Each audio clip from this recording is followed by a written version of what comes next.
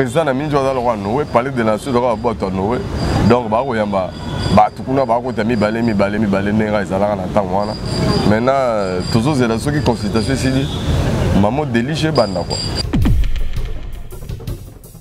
Si Martin Fayulu fait partie des Congolais, je crois il sera consulté. Mais ce moni a qui était c'est qu'il face à la choix parce que même les Français bazarana je me balobara entre un ami et un frère les choix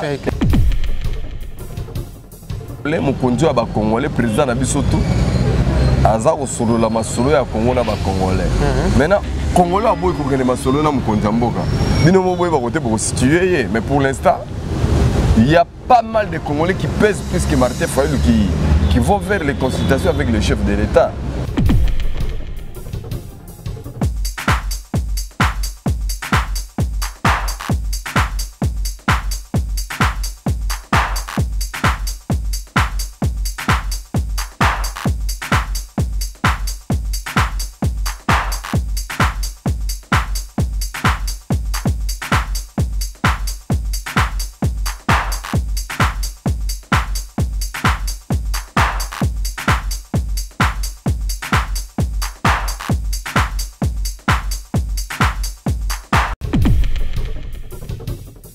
Oui, bonjour et bienvenue chers internautes. Bino batu obo mesana kolanda émission na bino obo linga mingi analyse avec Saint Thomas et na epsaka bino ke ngai nde mutu vraiment na koma ko présenter émission yango et sur le plateau na za plaisir ya koyamba vraiment Yemoko Saint Thomas en personne et le ici ka plutôt ko sala un peu analyse sur l'actualité où le long il y a semaine oyo et où ou cette semaine au tozali parce que le lot toza dimanche et ça livre vraiment plaisir na bande connaît surtout au basabona na Emergence One TV le la Carlos José et Sandrine Mbabou et surtout ingénieur Kapaya au basabona depuis Kala plaisir est vraiment ya biso ko sala bino musala oyo et Saint Thomas bonjour déjà.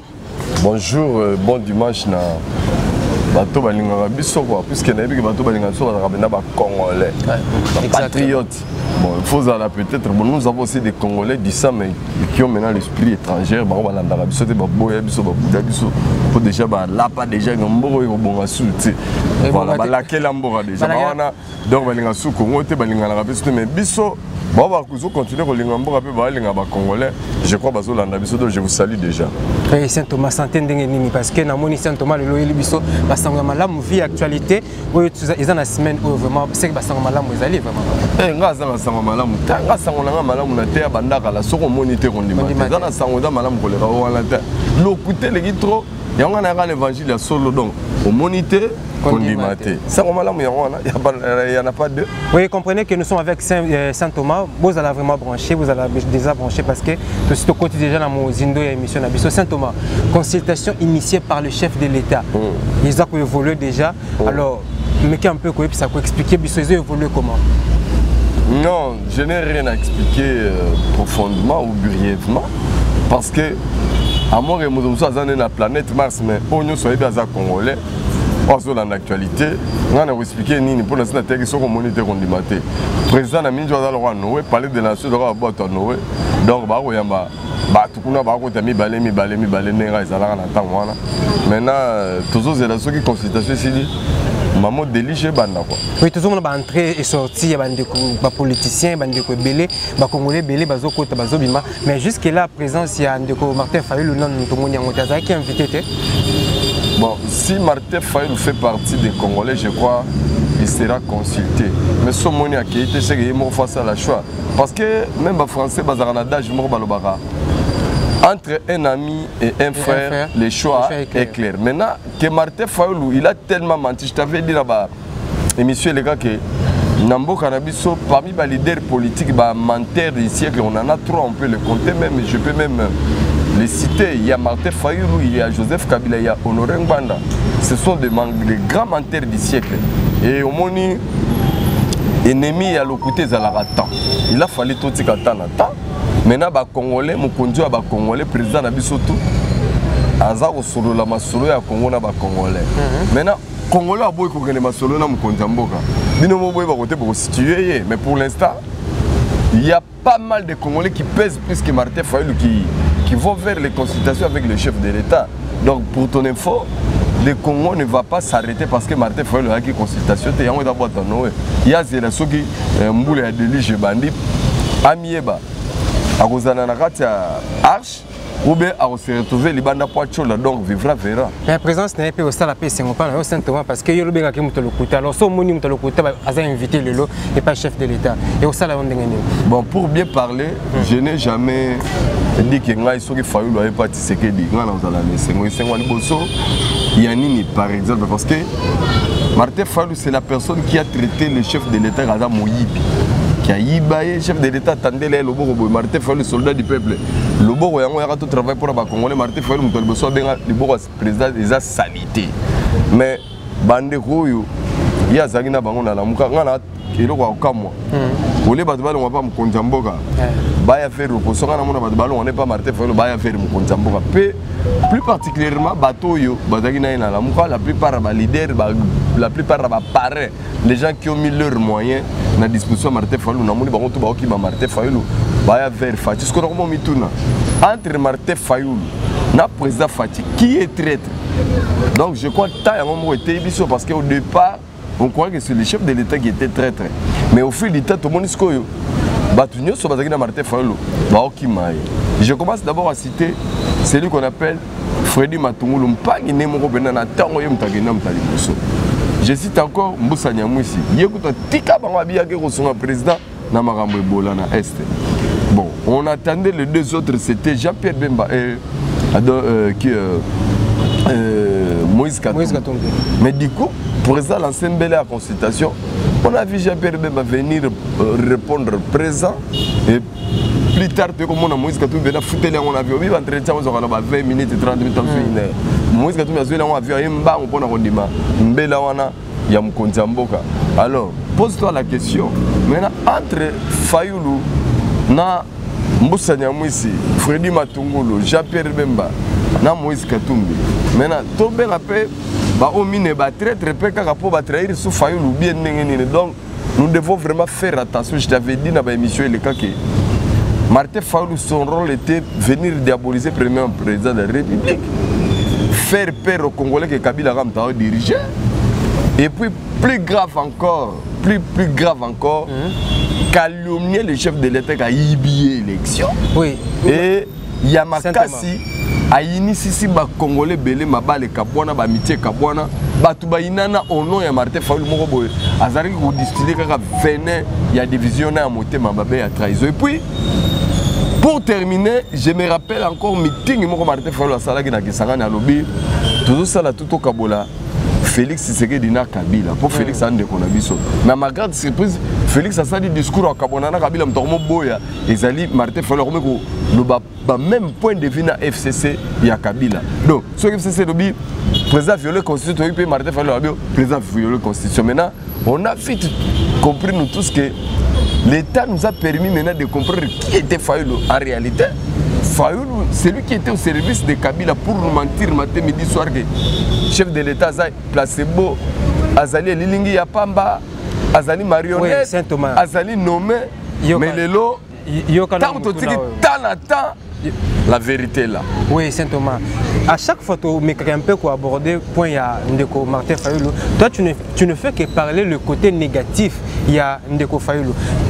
Mais un peu éclaircir les Congolais on se balade yo vraiment na Fayulu vraiment yo na Fayulu et si mbakate o yinaka Fayulu na nini to elo ni Fayulu sala oyo sepelisa kaote parce que à tout moment to solara na yo na yo ka non ka te ko misa ta point moko ya malamu oya ya Martin Fayulu donc tu ne parles que de côté négatif na et c'est un peu expliquer monsieur Zakanine exactement non ngai vraiment sincèrement na ina na Fayulu te mais tu ne sais que parler le mauvais côté à mauvais non Fayulu c'est mon vieux il me connaît très bien vraiment il me connaît très bien moni moi je suis parmi les rares journalistes qui ont collaboré, qui ont travaillé trop dans l'opposition. J'ai eu le temps, il y a un leader moko ndenge nae ndenga fonctionnera et puis ndenga zalaka. Maintenant, je connais bien Fayulu. Et c'est pourquoi ils étaient naïnae. Mais logiquement parlant, le parcours politique. Ah non, il a commis beaucoup d'erreurs. C'est quelqu'un, peste moko soyez pas na bino pour aller bino yemo ça capérer na biloko na bino. Bon na bato ba pesa ke confiance ou ba no espérer pe ke akoma mokonzi ya mboka. Donc c'est bato ba zaki ne ré. Mais bazako ye ba été parce que sozo prétendre que ngana ina Martin Fayulu on va nga ke Boketu pas ina Martin Fayulu parce que Boketu a compris que Martin Fayulu a cause. Boketu na ina mu tout afinga au départ ina gina Fayulu c'est la personne qui a appuyé Fayulu fortement a mobilisé la diaspora pour Fayulu, mais il s'est rendu compte que Fayulu c'était un menteur faxeur. Et s'il y a quelqu'un qui est venu passer devant les caméras ici, ingérer Fayulu, c'est Boketu. Moi je n'ai jamais ingéré Fayulu. Boketu a fini avec Fayulu, tu as fini avec le leader mingi opposition a fini avec bango. Yemoko ameka même kolobata ba malobamo espérer ça peuple congolais à l'égard du président Fachi. Oyebi yango très bien. Na lobi boye. Le président Fachi, c'était la première personne à être diabolisée dans le Congo avant même l'élection. On lui traitait quelqu'un qui n'a pas étudié, qui n'a pas de diplôme. Tout le monde s'est versé dedans sans se rendre compte même de ce qu'il y a. Au moment où la politique a été maintenant, quand on a champion pour respecter le temps, que laissons le temps au temps. Et l'État est venu nous donner la raison. Maintenant, beaucoup qui croyaient à Fayulu, les autres n'ont pas battu, dès qu'ils ont regretté, dès qu'ils ont choisi à Fayulu, puisque ils ont bien été. En commençant par les propres parents, on va fabriquer Fayulu. Maintenant, comment toi tu veux venir chez moi, on a Fayulu donc. Bon. Non, parce qu'il va propos à l'égard, il a fallu les arrêter. On a concédé à Fayulu. Ah oui. On a été comme dans le monde là, on a poto. Tina Kisasa, Tina Congo, on va télé la Martin Fayulu, on va faire un débat, on va défendre. Et c'est comme dans le monde batika. Est-ce que on a batika qu'on doit faire? Non, il y a un fallait pas nous passer un exemple à Boketu parce que Boketu a fini Batunios. J'ai donné l'exemple de Boketu parce que Boketu a parmi les leaders d'opinion na poto, où Azaki comme ma masse n'avantage il y a Fayulu. Et lui-même, j'ai encore quelques propos à Boketu à Lobi. Fayulu na lobi na ye, kita na mboko créer soulèvement. Fayulu a consigné appel à commissaire aux mobile. A Kiti na Kisasa, Fayulu a combiné la musique à taboulé na kofi. Ça, ce sont les propos de Boketu. C'est-à-dire que pour la bango, Félix Saza président, Félix Saza placebo, Félix Saza marionnette, Kolo élection, ça n'est Fayulu. Ok, merci vraiment. Maintenant, tu as en réalité. Tout le monde est Fayulu président élu, je me souviens on a propos on a landaki bango ya suka balobi Fayulu yo otika na suka ko ma président d'ailleurs on appelle leader to fabriquer comme ça to tchaki les vires to bendi les vires na biso elongwe ngaité mon frère moi tel que je suis c'est ça que nga comme on a Saint Thomas na vivre bena na réalité na bakana bato soko monité condimate. Donc nous sommes ici ce qui ngai na kendeki komona même type président Sassou Kolobane qui kutandela Martin Fayulu tapis rouge pas à président Eli yaka kobetanga. Mais ce qui sont na Congo bolobi que biso neto ini Fayulu. Bon, to initier personne dans le monde entier. To initier sous pas homologue né ba chef de l'État. Il a fait beaucoup de mois aux États-Unis. Donc et l'on a maison blanche voiture né comme on a monté. Dis-moi, est-ce que comme la loi qui peut qu'on a pas yamba était pas considéré comme président Eli à RDC. Oui, donc nous devons vraiment comprendre vraiment à propos comprendre oui, comprendre.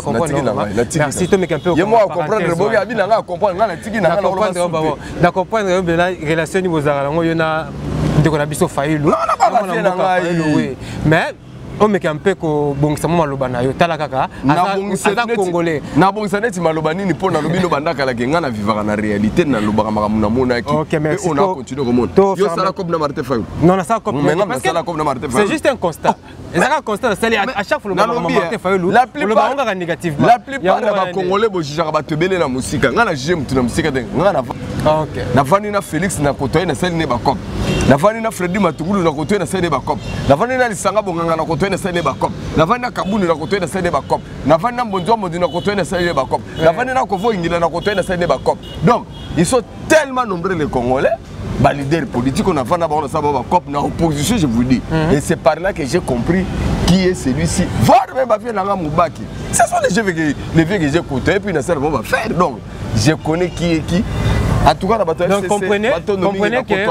comprenez que Saint Thomas a eu très bien avant na bango na oza escroc na oza escroté na oza loyal na oza loyauté. Saint Thomas bango très bien. Oui, Saint Thomas tous on appelle na quatre actualité mamna biso il y a consultation et chef de l'État. Alors qu'est-ce que les Congolais pouvons espérer na fin ya consultation ou quelque chose de concret? Bon, les Congolais, et là, il faut pas espérer la consultation. Il y a les bosseux qui en fait, bazongi ba Congolais. En fait, bazongi ba Congolais. Avant, tu as banani. Avant. Avant, tu as banani. Pour que tu as Congolais, mais c'est tout ce qu'il faut que tu Congolais. C'est avant, tu as Congolais. Avant, tu as Congolais. Avant, tu as esclaves. Il y a AFDEL, CPP, CNDP, RCD, FCC. Les lots. Il y a un mouvement, il y a un mouvement, il y a une rébellion. Mais les Congolais, dans son propre pays, c'est central étranger. Pour les policiers, ils sont censés à Bangui. Il y a un autre qui est à 21h. 3 policiers, il est 21h. Sincèrement, vérité. On va changer dans le lambango. Pour moi,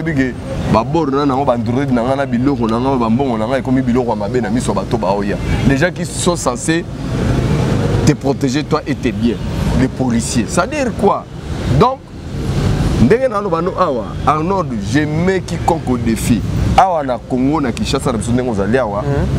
Ubimika na mupanza ba depuis yo biloko no ba yibi pa mu yibikene na association ba yelo intervention ba oyana ba ngote. Tu n'as rien, pas oyate. Ça ce sont pas les gens qui sont venus travailler pour vous. Donc na Congo na sniper ça que tozana ba service de sécurité na biso na la police na armée tina ba FARDC je sais pas moi ba mourir consort. Tous ces gens là 90% ce sont des voleurs, des criminels, des bandits et des commerçants. Mais 10% au moins on a des patriotes. Mais le reste, ce sont les prédateurs, les gens qui ont pris les Congolais pour leurs sujets. Moi, un avantage. Ah, vous avez des militaires, des policiers qui sont complexés devant Mundele Boy. Yo a protégé Mundele, a sacrifié au moins Namboka par barrer eux-mêmes. Donc nous avons, depuis nos ancêtres, nous sommes des esclaves des Batumoro Boy. Grand professeur d'université, éminent professeur, d'intellectuel avéré vraiment, docteur en droit, licencié, gradué chevronné, mais comme ça, Batumoro a une inversion de valeur, qu'on travaille pour un individu, on va travailler pour la patrie. Si vous reconnaissez que nos professeurs, Congolais ou professeurs qui travaillent dans le gouvernement, et travailler pour un individu. Oui, mais bien que travailler pour un individu, mais si vous travaillez dans le gouvernement. Mais Arnaud, tout s'est dépassé dans la compréhension de ma Yote na Congo nengo vandi bomoni président a organisé cérémonie officielle premier ministre Aboy Koya pour respecter constitution et règlement d'ordre de l'intérieur et FCC.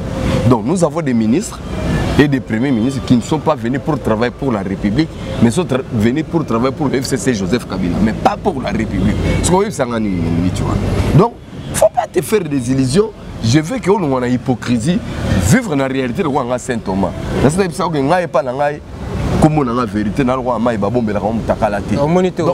mais oui, mais il que vous voyez là. Mais bientôt, attendez, ce qui consultation grâce à informateur, il va identifier la majorité. Puis, on va avoir maintenant le premier ministre des Congolais qui ne va pas être un premier ministre non au service du peuple, mais au service de Kingakati.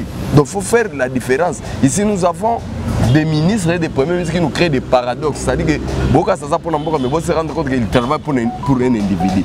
C'est bizarre, ça n'existe pas. Oui, merci Saint Thomas pour l'éclaircissement et ma précision.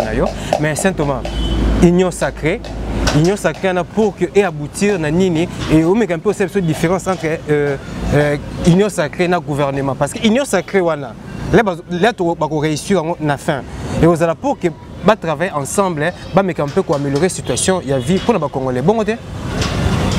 Bon, là je dois vraiment pas te répondre tel que yo le Beli parce que En tout cas, président Tshisekedi Félix n'est actuellement à pouvoir. Les Congolais, ils ont la diaspora, ils ont la vidéo quelque part. Les gens ont la vérité, ils ont flatté. Et puis, tu ne me verras pas midi à table chez toi. C'est pourquoi on a libre d'esprit, on a même la repenser.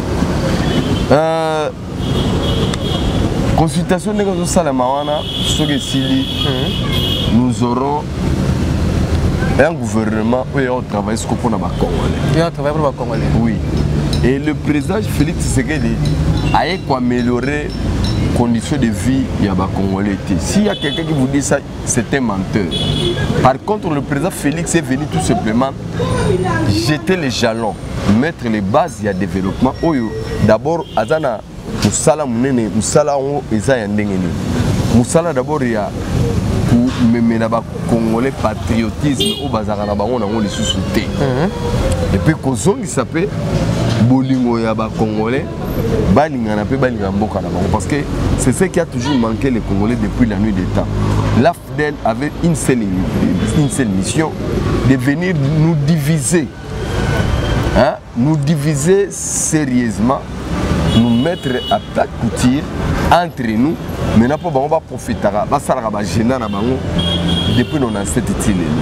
Voilà pourquoi le président a confiance entre les Congolais. Parce que les Congolais, ils ont commencé à vendre des sika.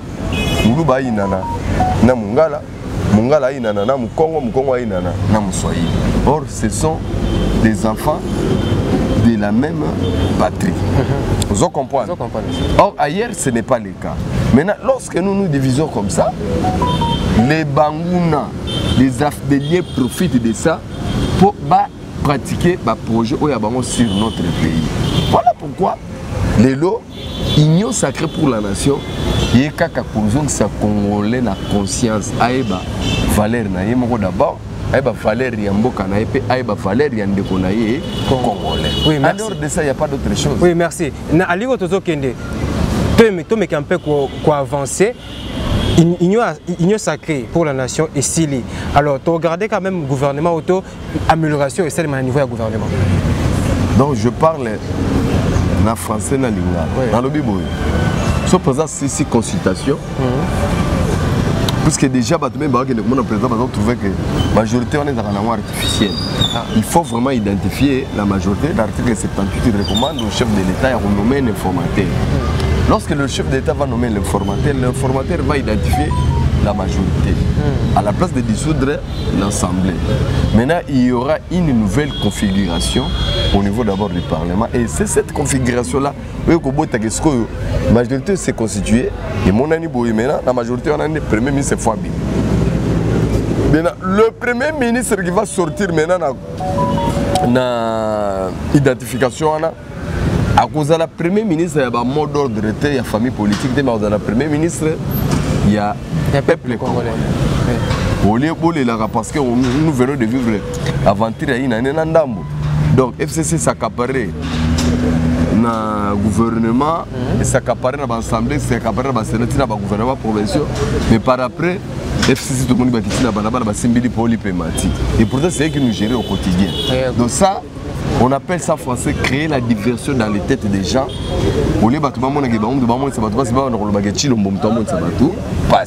Alors, en 2023, il n'y a que le chef de l'État qui est redevable devant la population. Parce que dans notre pays, nous, la population, on ne vote pas un Premier ministre.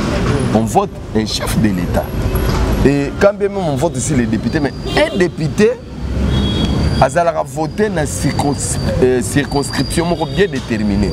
Par exemple, il député à Moamba, donc il a député national, mais le district il y a Moamba. Donc, circonscription est liée à Moamba.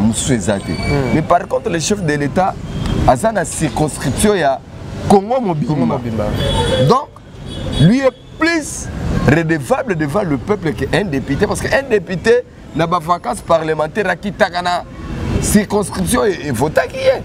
Donc, tous les gens qui ont Kalamouboé, ceux qui vacances c'est au commun honorable Géry Dikala, député provincial à Kalamou, a travaillé à Misala Neto de Santinemini, à Sakagana, commune à Kalamou. À Genenanga Bate, à Genena Massina, pour les circonscriptions a été. Voilà pourquoi, au-delà de l'accord président Sali, mais quand on a l'accord, on a la Sali. On laisse servir le peuple et servir Lambert Mende, Bachio Kitundu, Bakoko Nyangi, mais le peuple a se retrouvé. Or, lui était élu pour le peuple, non pour Kabila Batounaï, parce qu'ils nous ont dirigés pendant 18 ans. Et Naba clause, on va saler ça, Kabila Batounaï va se retrouver, mais le peuple a le ramaté midi soir. Yomo Moni Lelo, Ndenaya Kourezate, Ndenaya Maïzate. Alors, bato va gérer Maï, Nakura, bato FCC.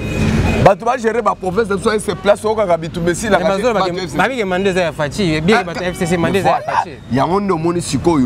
lorsque le président a compris que les amis, les partenaires, tout travaillent pour les Congolais, mais on va travailler dans des paramètres. Paramètres à l'Iboso, Toko Sarabat. Que tozanaye mais to diaboliser quand matin midi soir dans la population et puis le rôle biso ba tout associer la population na maboko to freiner to bloquer ba makam to multiplier ba assassinat ba tuerie na SS à la permanent maintenant la 2023 yeba to ba ina biso tozonga sous pouvoir alors les gens pareil Kabila zonga sous pouvoir na mboko mais ba aussi mukendi na tombo ba osepena na biso merci ba chebeya ba kolakela biso Moutrogola, prix Nobel de la paix, reconnu mondialement dans le docteur Denis Mukwege, dans notre propre pays, a la sécurité à l'étranger. Parce que les Congolais sont incapables d'assurer la sécurité dans la menace de tout les Rwandais, les rondophones, les Mambo, et pourtant, on a payé les Bafanda. Oui, mais tout le monde a plateau toujours continuer. Nous toujours s'abonner. Nous s'abonner encore parce que nous allons continuer toujours sur Emergence One TV. Et vous nous suivez vraiment dans l'émission Analyse avec Saint-Thomas. Et pas nous avons un recadrage et puis nous avons une précision concernant l'actualité de la République démocratique du Congo Mobimba. Il y a une diaspora. Nabi ko sepela kata au monde Saint Thomas parce que Saint Thomas a mis la rabino la vérité il y a za comme ta partie prité ça comme ta partie prité mais après ça comme goût après ça rappelle moi les alors on a profité on a fait ça vraiment un grand remerciement vraiment à l'équipe technique Mouvement Émergence One TV et surtout abonné na biso surtout bon continuer toujours kolanda biso Véronica Lodge na niveau ya France et surtout il y a ngana lingaka mingi vraiment de Limbenga vous allez toujours branché oui Saint Thomas tout ça toujours ko évoluer. Le pouvoir est partagé dans 3 institutions. Présidence, primature, dirigée par le Premier ministre et surtout l'Assemblée nationale, le Sénat. Ce côté l'évolution, c'est comme si en commun accord. Est-ce que Mibeko Yamboka, ils allaient respecter ou soit la constitution Mboka, ils allaient respecter ou pas? Bon, Mibeko est tellement bien respecté parce que nous avons qu'un seul garant de la nation et le bon fonctionnement des institutions, le chef de l'État. Il veille. Quand les autres institutions ne marchent pas, le président va le rappeler à l'ordre parce qu'il n'y a que lui qui est le garant de la nation. Donc j'ai répondu à ta question. Il ne faut pas confondre. Janine Mabouna n'a pas de bureau dans l'institution. C'est par contre institution, appareil législatif n'est à l'institution. Alors il ne faut pas confondre bureau, député, sénateur. Tu vois? Donc il faut vraiment qu'il y ait cette différence-là. Maintenant, ce qui est bureau, il y a Sénat, bureau assemblée. Selon Mibeko, selon le règlement d'ordre, il y a PPRD, le règlement d'ordre, il y a FCC. Le chef de l'État est là pour les recadrer. Et puis, causons sa institution a un bon fonctionnement. Voilà pourquoi, vive indiscipline, vive Bouzoba, vive ce que Joseph Kabila a mis dans les têtes des Congolais, surtout autour de non, mon nezana, ne bon la constitution, na Kabila na nyata, on a marre, il faut boto sangane, vouloir na ni beko. Alors, sur ces points-là, oubliez déjà bien aux autres dans l'institution de pouvoir. Donc actuellement, le chef de l'État est reconnu par la Constitution. Mais ma bunda na tamwe mamba constitution et bi constitution bi ka parlement na Sénat. le Parlement provincial. L'animateur na bande ko FCC o baza d'accord na décision musumo konziazo zabazo ba keno azo violer constitution. Yo ko lobela bango ni. Na ko lobela bango ke baza bazo ba makasi. Ba suffisant pour la terme na vendissant on bien je pèse bien mes mots. Baza bazo ba makasi, ce n'est pas eux d'aller crier sur tous les toits na banzete nyo so que président violer constitution. Nous avons des instances appropriées où il faut constater que la constitution a été violée. C'est plutôt la Cour constitutionnelle. Souviens-toi, en 2010, MP à l'époque, FCC actuellement, Bakenda, Longola, scrutin selon la constitution, il y a 2 tours, Longola tour moko. Et nous permettait la décision, finaliser, c'était la Cour constitutionnelle, la décision est restée opposable à tous. Quand même à l'époque, l'opposition, les ONG, les mouvements citoyens, criaient, voire même communautaires nationales, et maintenant, il y a mais comme Cour constitutionnelle, déjà, et c'est une décision, si les autres, l'élection à tour moko. Donc je les conseille, eux, d'aller acquiser la Cour constitutionnelle, comme ça, Cour constitutionnelle, écoute sa audience, va examiner l'article au niveau du chef de l'État a violé la Constitution. Ça, c'est d'abord un. De deux, les nominations que le chef de l'État a effectuées dans le appareil judiciaire, selon Bao Bayebi, Bayebi qui est pour procéder à renommer une armée. Tout l'appareil judiciaire a proposé dans le Conseil supérieur de la magistrature et puis dans le niveau armé, le chef d'état-major a staff Nemo Bavandara. Comment l'armée a évolué, des batailles d'évolution, le chef de l'État a proposé un grade de bateau, il faut élever. De la même façon, l'appareil judiciaire, ça se passe aussi comme ça. Donc, les juges que le chef de l'État a nommé au niveau de la Cour constitutionnelle, il y a proposition, il y a Conseil supérieur et la magistrature.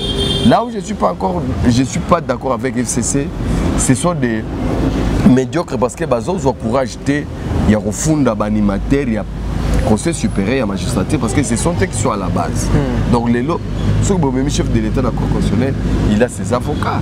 Il va vous dire que non, j'ai reçu les propositions du Conseil supérieur et la magistrature et j'ai passé l'acte.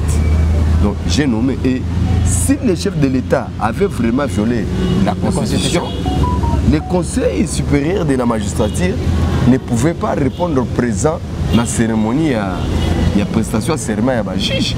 Donc, il n'y a que les imbéciles ou les gens qui ont des esprits faibles au FCC matin, midi, soir à Kosarabango. Je vais t'aider avec les exemples palpables comme on a Saint-Thomas, comment FCC blaguait Nabiso. Avant, Bapona, Chadari comme de fait pas Joseph Kabila, les amis du FCC matin, midi, soir nous chantaient une chanson que tous les candidats sont à Joseph Kabila. Mais lorsqu'on a choisi Chadari comme candidat, comme tout le monde a Kabila, ou pas Chadari, tout le monde a Chadari. Chadari a échoué lamentablement, bizarrement et fréquemment, j'ai jamais vu un de fait dont toutes les institutions sur l'État, les membres de la campagne, en commençant par l'armée, la police, les généraux, le gouvernement, tout le monde est membre de la campagne a échoué. Mais les gens nous reviennent maintenant avec l'autre chanson, non? Joseph Kabila en 2023, mais ils ont vite oublié qu'ils ont dit aux gens que Joseph Kabila Moutanoma, Félix Tshisekedi. Alors, en ordre, il y a les coordonnateurs à l'émergence One TV. Moutouachayo coordonnateur, c'est José Carlos Boss. Il y a ceux qui connaissent José Carlos a longé depuis Londres. Bon, en ordre, il y a le commis coordonnateur. Parce qu'il y a ça promoteur. De niveau naïe. Après, ce commis qui est à niveau naïe. Mais comment Joseph Kabila Bassi na likolo moko boye ya muto nomaka président de la République. Bon et moi Joseph Kabila a confié sur poste à présidence de la République. On se moque de qui? Réveillez-vous mes frères congolais. Bola mukana pongi, bolongwa na pongi ya lokuta ya. Na oteko tangela bidoge. Na Congo to na batumi satu bakosaka makasi na politique. Tozana Joseph Kabila, tozana Honoré Ngbanda, tozana Martin Fayulu. Parce que quand je cite Martin Fayulu, c'est par rapport aux exemples. Martin Fayulu charte à la Mukabo Gendekotanga et Pekisa kosa l'élection de la machine à voter. Et Pekisa Makasi. Payez moi Martin Fayulu a mené campagne pour avoir voter dans la machine. Mais au finish, jour quand Martin Fayulu a simbi la machine à voter, et l'on machine à voler, mbala moko comme machine a gagné pe muto a gagné ka Fayulu. Mais on se moque de qui? Fayulu ne s'est pas arrêté là. Fayulu nous sort après l'élection, non. Tshisekedi ne bomoni ana ba nommé. Nous sommes restés pendant 2019 avec la chanson ba nommé placebo et lilingi ya pamba, tu connais? Est-ce que les lots Martin Fayulu doit avoir le courage à voir aux autres sous un meeting, il y a s'intéresser Sabino Aïe ça sous non. Bomoni Félix Nenga Zawana Azali et lilingi ya pamba placebo panté marionnette à Joseph Kabila. Est-ce qu'il peut encore avoir le courage de venir le dire? Non, c'est un grand menteur. Soko tangi les lots. Plan de sortie à crise au Martin Fayulu à Tambola. Parce que moi, mon problème est que la plupart des Congolais, par contre, on l'a loigné, mais va tant rater. Allez lire les plans de sortie à Martin Fayulu. Boko Kima Borobae. Qu'est-ce qu'il dit? À l'Obiboy. N'a Lingala. Martin Fayulu a plan de sortie à crise à l'Obiboy. Il y a réforme institutionnelle à l'Obiboy. Ngai Martin Fayulu Nandimi. FCC n'a caché pas continuer au Kambamboka. Mais Ngai Banomé Ngai président à réforme institutionnel avec Mozito comme vice-président Nanga. C'est-à-dire qu'il va nous contrôler le cours constitutionnel na CENI. C'est tout ce qu'il a demandé, mais au moins Joseph Kabila, Félix va continuer au Kamamboka. De la même façon, dans le que Soko Tangi charte à la mouka noir sur blanc et le biboui. Biso la mouka to ça l'élection de machine à voter. Si le loba bon sa disposition en até. Yami balé baloba boy. Soki candidat comme biso la mouka to bimisi. Azan a droit au salaire un mandat il y a 2 ans.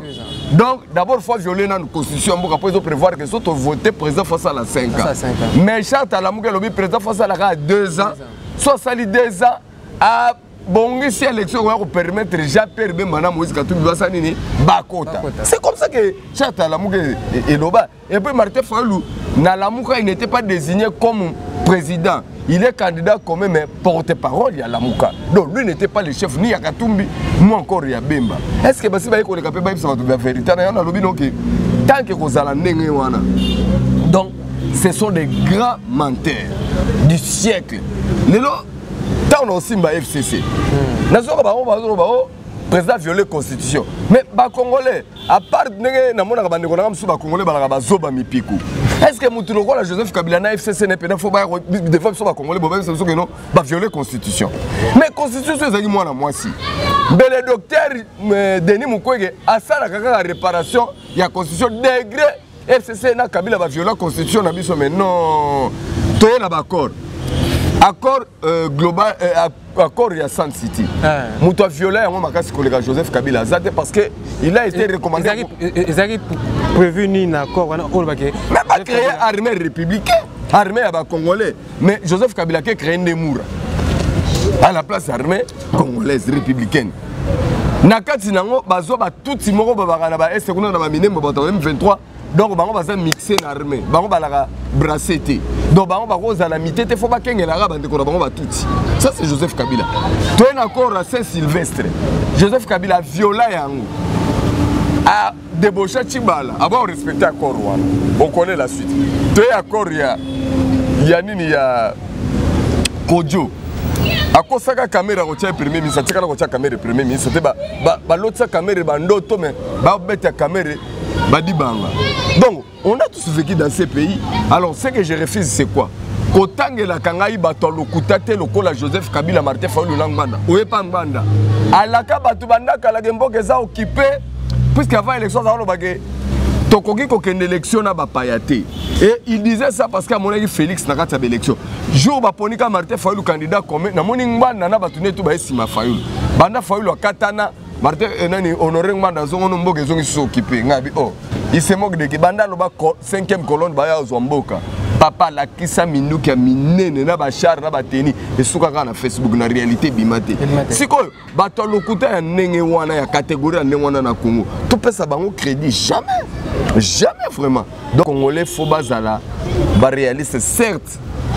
Lokuta zo ya mbango na sincère mais malem au fil du temps vérité et un escalier et comme appelé tout bas. Oui, comprenez vraiment que Saint Thomas a toujours ma précision et éclaircissement. On a aussi un Congolais après avoir connu Saint Thomas le but totalement to bunda pour mboka to meka un peu ko améliorer la situation politique na biso parce que makambo beleza ya kobeba. Kolanda Saint Thomas mbazolo ba o na yo pe mutolanda politique ko yebi situation nini politique tout dans le mboka. Alors nous voulons les changements. Alors pour que changement ait il faut yo ngai Saint Thomas totalement pour que évolution mboka na biso. Et Saint Thomas ndeko Moïse Katumbi après plusieurs années à Folara sous mabele à Kinshasa, il y a ville à Kinshasa à Kimara nini.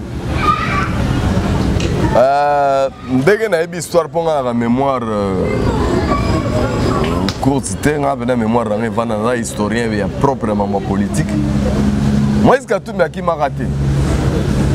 Moïse Katumbi a empoisonné. À quel point on a un problème à santé? Tant on a remis bien l'Inga haute, on a remis italien. On a changé de nationalité, le régime est en place. Et comme période de l'élection, il y a pas côté na Congo, asura la Kasumbalé ça, il y a Zambie, il y a Mutumoko, parce que au début na mboko on a tiré comme on a deux personnes, babangisa Joseph Kabila. Pour moi Joseph Kabila c'est un grand péril aussi hein. Na batumi balé babangisa na vie na ezali fait Tshisekedi na Moïse Katumbi. Fait Tshisekedi de son vivant. Abangisa Kabila ti a combien bemba Tshisekedi beta déjà Kabila abanga bemba Tshisekedi ya bakunda. Donc mutu vivant abangisa Kabila mutu akufi abangisa Kabila bembe tu connais l'histoire. Moïse Katumbi en même temps Kabila banga pour contre en élection. A monté là tous les films en monde. Yomoko yebi. Alors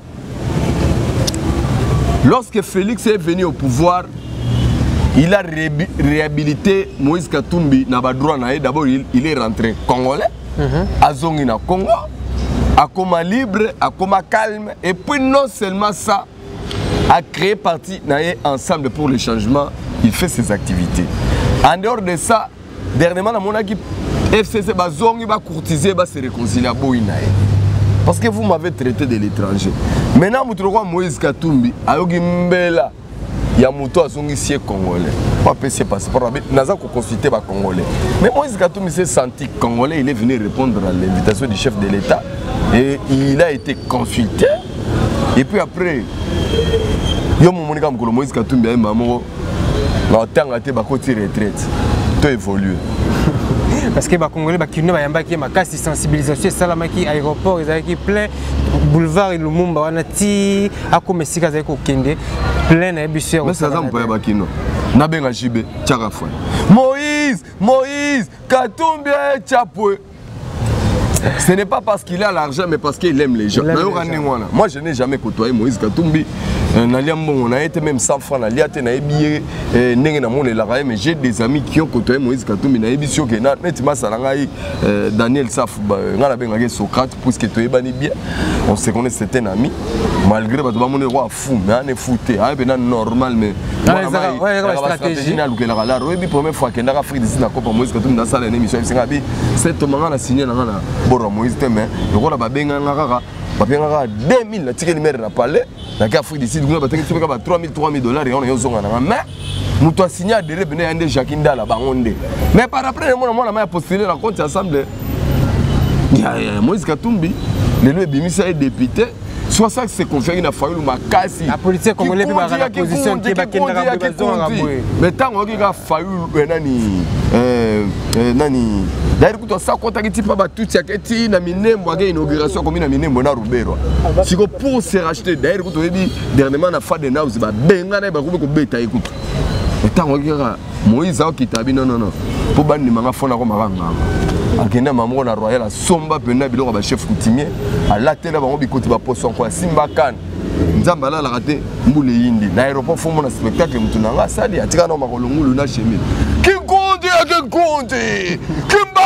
kimbaru akangi mbula pona Moïse akita akumo menacer na ba confrère na ba journaliste bena oh yo sakala ngai ni nangonoko tout ça atali que noko nenga kitina kinibwe ara ba billet vert donc ceux qui savent ba repérer na kota fayu to kota Kabila na kozata s'affronter d'où na créé stratégie donc biloko mtala ça ba teza wera ko ba stratégie donc pour refléter il faut créer la stratégie et Daniel ça faut créer stratégie papa na lobi donc alors bon peu politique na biso nga frateri omoni ndenge Moïse Katumbi ana kisasa awa ai na minute ana kisasa auti kotika gerbe de fleur na tombeau ya Pierre Lumbi. Je te dis que ils ont panique, ils ont kokota na ba regroupement politique na ba officine na ba état major politique belé ndenge tolo ba boyende ko na ndenga mabete. Je suis pas contre personne. Mais d'ici là, la démocratie va triompher. Vous voyez, de monsieur Belé, les cas qui ont promis avant décembre. Tu te souviens? Oui, c'est avant décembre, tu as fait que tu as non, c'est la moitié. Les Congolais, ils ont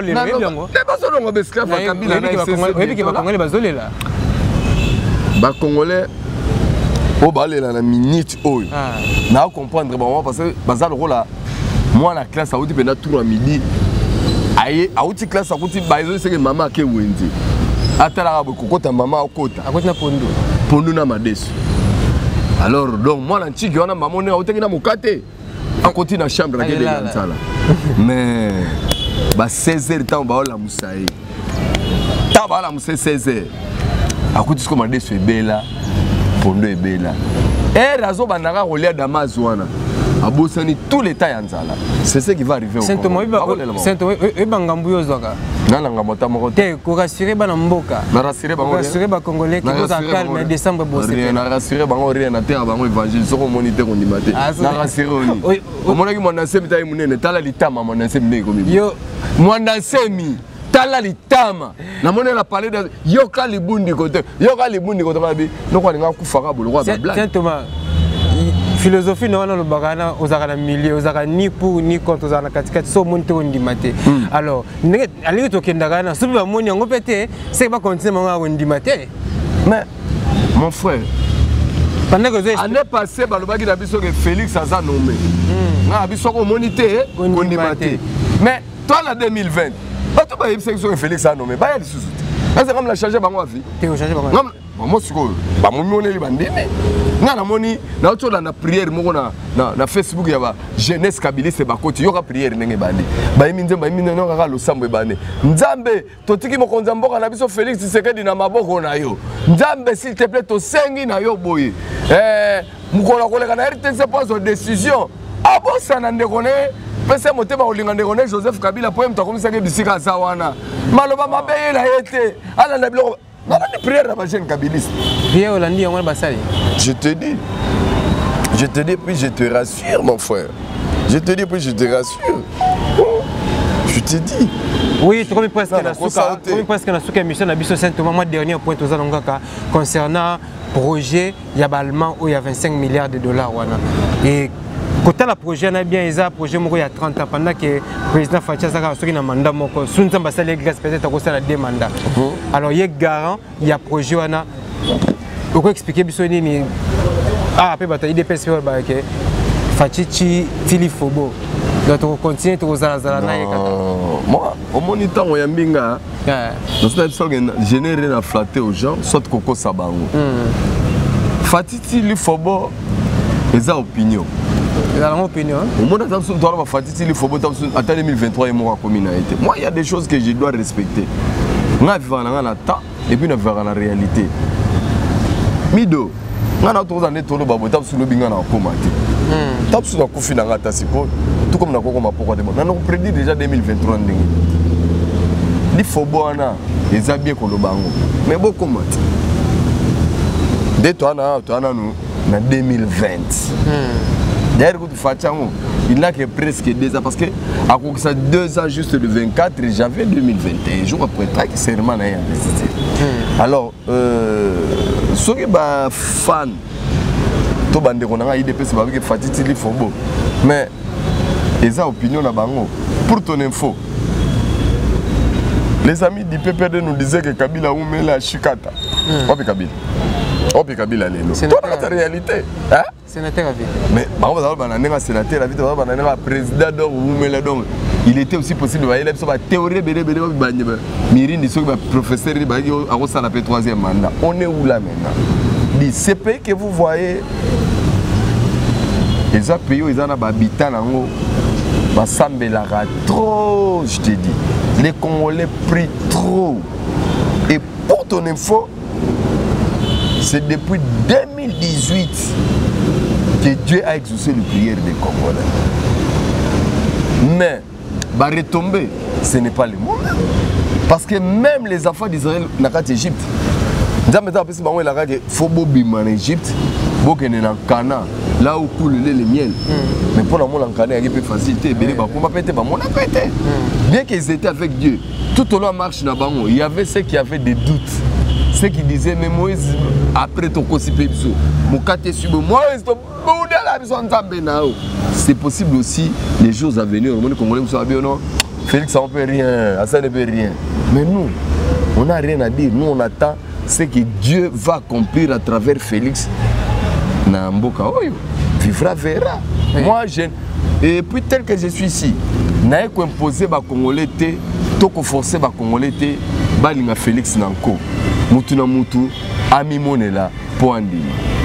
Nous devons déplacer les Kengo Wado, nous avons Mosé, nous avons Papa Wana, Kimba Wana, Yankamba, nous avons parlé de la nation.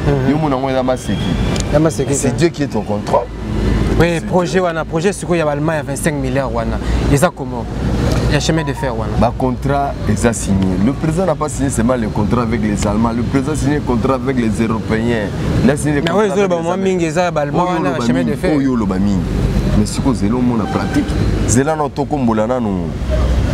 Banguna ya Congo, pour moni tovana Congo, mais tana Banguna Congo, va vendre les bisous, mais il se passe pour le Congo. Ils vous disent même qu'ils ont la passion du Congo. Mais c'est là tout comme on a parce que nous avons policiers et bien que nous avons policiers qui nous, il y a des Kinois, nous restons ça des Kinois, Kinois avec des policiers là bisous. Soit des Kinois pendant la Soudan, Congolais pour protéger le territoire de Congolais. Fonctionnaire au moins il va pendant que nous n'avons pas ça la bonne ça dépend de l'État, nous il va son bon à l'État. Avant nous aurons une année, nous avons besoin de soutien. Pour le service national de ça, mais il faut avoir besoin de Mboka. Damas et Zoya n'ont pas besoin. Damas va avoir le Congolais. Et vous avez en abondance. Parce que les Congolais, on a un niveau où on a le roi luxe. Mais on va démystifier ça d'ici là. Hey, merci Saint-Thomas. Tu as une émission un dernier mot. Bon, le dernier mot que j'ai dit aux Congolais, il y a les bossés Zaboy. Je rappelle à Rabino que Banderonangaï. Chef de l'État au Tika la Sala Maram, c'est là il meurt na yote. C'est là vouloir y aller na yote. Le chef de l'État est guidé par la sagesse divine et par l'intelligence divine. Donc il y a une initié concertation. Ceux qui ont fait une concertation comme la souris, ils ont initié un et puis ils ont orienté. Maintenant la politique du Congo, Banda Lelo, Olinga Félix, Olinga Yete, c'est lui qui va nous représenter devant Dieu, devant le peuple, devant les nations du monde, devant Mineleti, Nassa, Mabele, Pabakoko. C'est Félix qui va nous représenter. Maintenant, le reste des alliés vivra, verra. La Sénégal a Congolais, le Romnene. Bolingo ya Congo, na ya Congolais. Masolo ya Cash, FCC Lamuka, Balusa Page. Masolo ya Baluba, Bangala, Bakongo, Baswahili, Balusa Page. Nicolo mingi mingi lisolo ya Congo, na ya Congolais, tous ont sa bolingo. Et ça sera la voie, il y a développement à Bisso. Tout soutenir Fati Makasi. Yo tout soutenir Fati, Fati déjà soutien Nzambe. Bon, Moutazali si Fati présent Nzambe. Yo a tout piqué, a tout kangi goutte, a tout kangi nzela no ya kuna côté bimela. Donc peine perdue. Tala ba Congolais na peu bino mbote, kapa ya mbote na yo. Mon ami ici 5 ans le nom. Victor Madissa. Voilà, Victor Madissa, mon ami de tout l'état malgré Kima Kinga mais aye baraga tana kuzo bandolera évangile à Saint Thomas pour yango. Ya vérité. Merci na batope balingaka. Merci. Bino batu inanga nga la lingi bino surtout ça congolais. Obi ko inanga fort yo inanga makasi bon degré nga la linga opo ka congolais on débatté ko moko. Merci na batu bafinga kanga be bino pe na kumisi bino nga la linga bino kaka. Mais pour na Nzambe na Fati to kotikela bino tante on va vous forcer d'aimer les Congolais. Merci na yo. Oui, merci Saint-Thomas, merci Saint-Thomas. On va l'enterrer petit à petit, mollo, t'inquiète. Il va disparaître. Hé, Martin Faoulou, elle non la mouka. C'est le moment tu comprends que na boîte il y a Noé bino boé au côté mais oh que na opéra au côté retraite à safari pour quoi tu FCC quoi sous sonité pour actuellement vous partagez les mêmes points de vue. Bye. Oui, merci Saint-Thomas. Comprenez vraiment que Wana. ezaka toujours papa tant tozaka na ezaka esengo. Un grand remerciement na bandeko surtout balandaka biso. Na répéter ce que pe na zumelo mon père papa lobi na suka na bien que bolingo ya mboka to linga République démocratique du Congo to soutenir mokonzi ya mboka. To linga ki mwana mboka o mwana mboka yiwana Félix Antoine Tshisekedi Tshilombo to soutenir so yo lingo soutenir Félix te so lingo soutenir nani. Ce qui est lié au soutenir mokonzi ya mboka te lingo soutenir nani. Alors on to sengi na bino bandeko mboka batungaka yango malembe pe mboka échangeaka malembe. Congo ebebaki avec le temps et Congo peut kobonga avec le temps. Tant mboka bebi na tant mboka kobonga eyebi kaka nzambe mais tant mboka bebaki ngana yo to sanini to yebi. Alors to soutenir président en place. Tout ça, merci encore à Saint-Thomas pour répondre à l'invitation à Bisso. Je vous en prie. À chaque fois, tu as toujours répondre. Souvent, on a Congo, on a donc on a profité pendant la paix, on a ingénieur Kapaya Simbi, image vous allez comme on a. Et surtout, puisque Swanga, on a pendant la bureau, on a pire ma solo et na sanité vraiment maman Niclette na niveau ya Petro Congo on a pendant sœur nanga mabele ya yolo vraiment donc na peso pendant mbote belé maman nangai na pesi pe lisusu mbote makasi na Victor Mabisa wa assister biso lelo Jean Sifoyo et surtout Aristote Missimi vraiment bon séjour non à Kinshasa na bi koza déjà na mabele ya République démocratique du Congo Michael Bassansa na bosanyote Aristote Missimi aza déjà na on demandé na moni eta Aristote Missimi toka ki Petro komono orenya fort noko na mona pona ndima bino pe ndeba mususu Maître Fabrice Loboko, mon ami de tous les temps, n'a pas vraiment beauté et un bon dimanche à toi. N'a pas si beauté ma casse sur na ndekonanga na lingaka mingi Véronica Lodge na niveau ya Belgique. Bana no surtout ya Yolo, bana tu ya Kauka, bandeko tu balandaka biso, n'a pas si bino vraiment beauté, bon continue toujours à s'abonner. Merdi sabona niveau États-Unis et surtout maman na biso Bénédicte Mbaye na bo sanité autorité morale na niveau États-Unis autorité morale na pesio vraiment mbote makasi na kombo ya Hervé Lupanadio Iniesta taka mutatika bale akotana mama ba faire pa ngindi na. Donc un grand merci vraiment na bino tout bolanda biso et on se retrouve très prochainement à suivre.